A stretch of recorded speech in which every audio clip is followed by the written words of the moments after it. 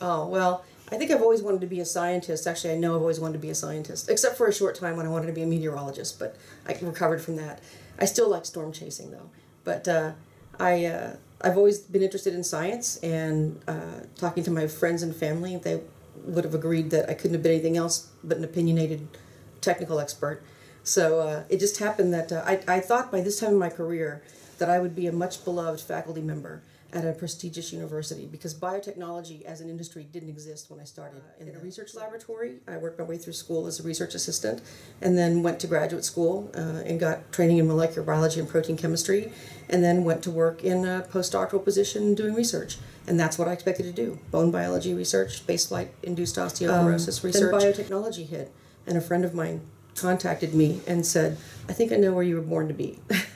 And so I went to work in a lab, in a lab that developed methods for quality control testing of biotech products, proteins, and never looked back.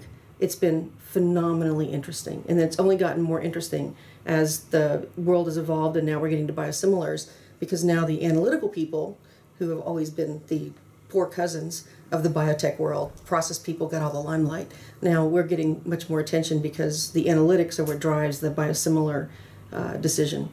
So we're working very hard to make sure that people understand the analytics appropriately, because they're so different than what they are for traditional small molecule drugs. And that just naturally led me to training, because once you've suffered all those experiences, you feel the need to share them with other people and say, please don't make this mistake. I already know what it turns out like. Let me show you how to do it better.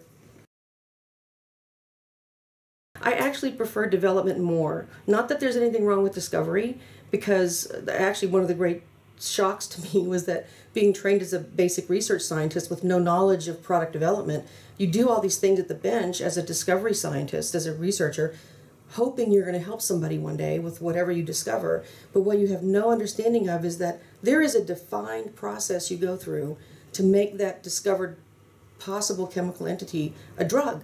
And unless you are able to develop it properly in alignment with the prevailing regulations, generating the appropriate data, you can't get it in people, and you'll never get it to help anyone. So discovery is exciting because it's new, but to me it's more exciting to take that molecule and assure that it can become an actual product that people can use.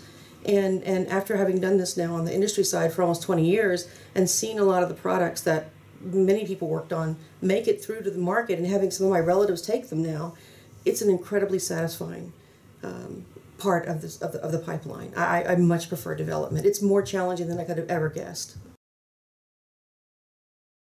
Well, my friends and my family would say, because I believe that everybody has a right to my sentient opinion, but there's no doubt that I enjoy talking. It's been claimed before that I'm like a gas. I can expand to fill the space allowed me with any talk and any kind of talking about science especially. But I just really enjoy that aha moment when something that makes sense to me finally, if I can turn around and explain it to somebody, and I can see that the look on their face that, oh, that's why this fits together this way. You know, that is so rewarding, because now I know they're going to go out and do the same thing. And so over all these years that I started with PTI a long time ago, and I thought I'd be training people in, at that point, biotech stability. I thought I'd train maybe for a year or two, then everybody would know it, and then there'd be no need to train anybody anymore. But as it turns out,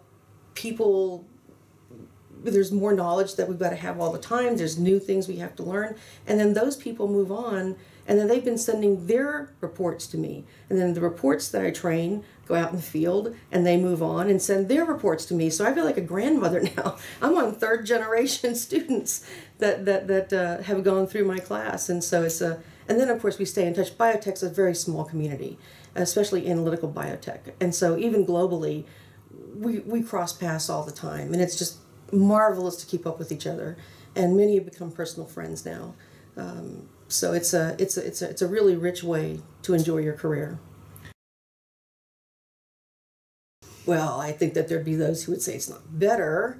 I'd say it's exciting. I'm blissfully ignorant of the small molecule side of things, but you know, there's 250 years of science that's gone into traditional pharmaceutical products, and there's roughly 30 years of modern biotech. Now, of course, we've got much longer experience with vaccines and with blood products. Those are literally the original biologicals, and they were phenomenal when they were developed, and they still have massively interesting developments in both of those fields. But the modern recombinant, purified, well-characterized protein field is only about 30 years old. So to me, it's incredible that there are people that literally wrote the regulations that were the first ones ever written to address this field who are still interacting with us in the industry. I mean, imagine if you could be at the beginning of time in the small molecule world and know the founders of the field and recognize that you've interacted with them and you've learned from them. That is just amazing. So it's a wonderful time to be in biotech. It's great.